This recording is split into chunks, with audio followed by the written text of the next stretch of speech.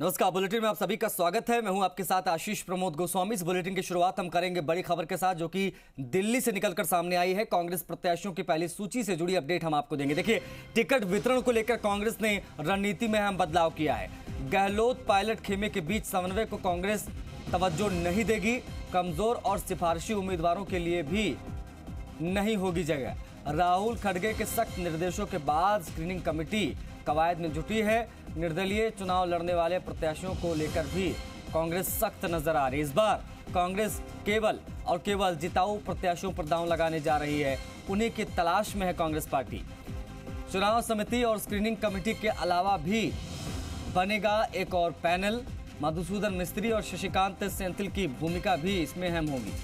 अभी तक नहीं हुआ है प्रदेश की सीटों पर प्रत्याशियों की स्क्रीनिंग का कार्य। ऐसे में अब अक्टूबर के दूसरे सप्ताह में ही पहली सूची जारी हो पाएगी। इसको लेकर चर्चा है।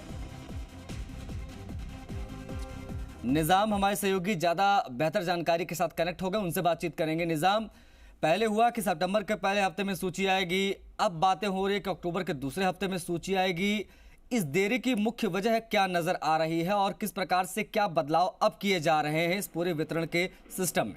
देखिए, इस पूरी देरी का सबसे बड़ा कारण जो सामने आया है वो है राहुल गांधी का बयान। जिस तरीके से राहुल गांधी ने बयान दिया था कि मध्य प्रदेश और छत्तीसगढ़ में कांग्रेस जीत रही है लेकिन राजस्थान में बराबर का मुकाबला है, इस बयान के बेहद मायने हैं और इस बयान का सीधा जो असर हुआ है वो स्क्रीनिंग कमेटी पे हुआ है। राजस्थान की जो प्रदेश चुनाव समिति है उस पर दबाव हुआ है, क्योंकि दोनों ही कमेटियां फिलहाल कही जाए तो राजस्थान में जो विधानसभा के लिए प्रत्याशियों की चयन करने की जो कवायद है उसमें जुटी थी। तो ये जो बयान है राहुल गांधी का बयान, इसने पूरी रणनीति ही बदल दी है।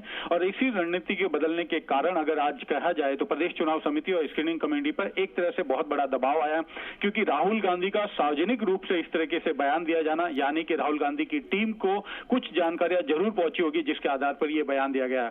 जो हमारी जो बातचीत हुई है, कुछ जो अंदर के वरिष्ठ नेताओं से बातचीत हुई है लेकिन उन्होंने कहा कि नाम नहीं बताए, उनके अनुसार अगर हम माना जाए तो ये है कि कांग्रेस को जो हाईकमान है उनको ये जानकारी मिली कि जिस तरीके से जो स्क्रीनिंग कमेटी और नीचे जो तैयारी हो रही थी, चाहे प्रभारी और सह प्रभारियों की ओर से जो तैयारी कर रही थी पहले पैनल बनाने की, उनमें ज्यादातर सिफारिशी और जो कमजोर उम्मीदवार हैं उनको भी नाम शामिल कर लिए गए थे। जिसके बाद ये राहुल गांधी का बयान आया।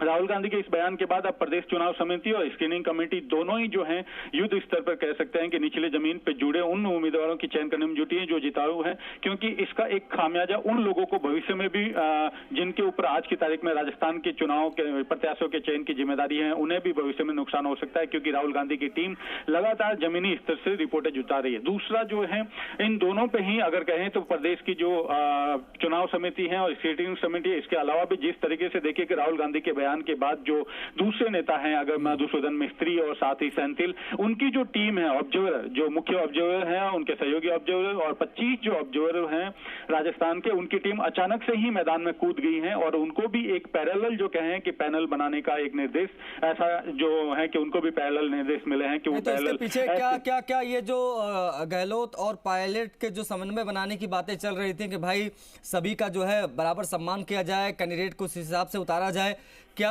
अब ये चीजें नजर नहीं आएंगी और जो भी अंतिम निर्णय होगा वो मिस्त्री और सेंथिल लेंगे?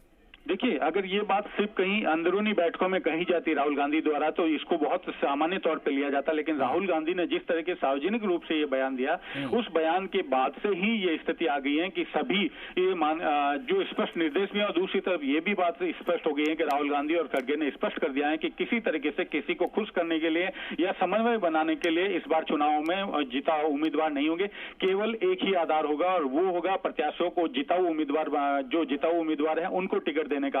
और इसके लिए ही अब जो कहें कि प्रदेश चुनाव समिति और स्क्रीनिंग कमेटी के पैरेलल अगर कहें तो एक और पैनल बनाने जा रही है कांग्रेस, जिसको जिम्मेदारी जो है कहें तो ये जो ऑब्जर्वर हैं राजस्थान के ऑब्जर्वर वरिष्ठ नेता मधुसूदन मिस्त्री और शशिकांत सेंथिल, इनको ये जिम्मेदारी दी गई है कि वो एक पैरेलल ऐसा ही तैयार करे जिसमें जिताऊ उम्मीदवार रहे और साथ ही इस बार उन नेताओं को भी बड़ा नुकसान हो सकता है जो कांग्रेस में रहते हुए भी जो कह सकते हैं निर्दलीय चुनाव लड़ने की तैयारी करते हैं या निर्दलीय चुनाव लड़ते हैं। तो एक बार कह सकते हैं जो AICC है वो बहुत स्पष्ट और एक तरह से सख्त रहेगी ऐसे नेताओं के बारे में जो चाहे पिछली बार जीत हार चुके हैं 2-2 बार, और लेकिन इस बार भी वो पार्टी को नुकसान पहुंचाने की तैयारी कर रहे हैं। तो एक बहुत सख्त जो कह सकते हैं राहुल गांधी का बयान जो है एक रणनीति बदलने पर मजबूर किया है राजस्थान में विधानसभा प्रत्याशियों के लिए।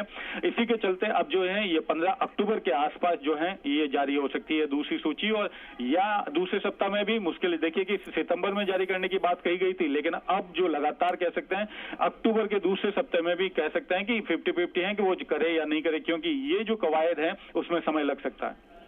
ठीक है, बहुत शुक्रिया आपका निजाम इन तमाम जानकारियों को साझा करने के लिए। तो एक बड़ी अपडेट हमारे सहयोगी निजाम दिल्ली से आप तक पहुंचा रहे थे कि अब अक्टूबर के दूसरे हफ्ते का करिए इंतजार, क्योंकि अब बहुत सारी चीजें इधर से उधर होने जा रही हैं। चीजें काफी हद तक क्लियर हो गई थी, लेकिन अब राहुल गांधी के बयान के बाद में कि कांग्रेस के लिए राजस्थान में चुनौती कड़ी है, उसके बाद में अब टिकट वितरण को लेकर कांग्रेस ने रणनीति में हम बदलाव कर लिया है।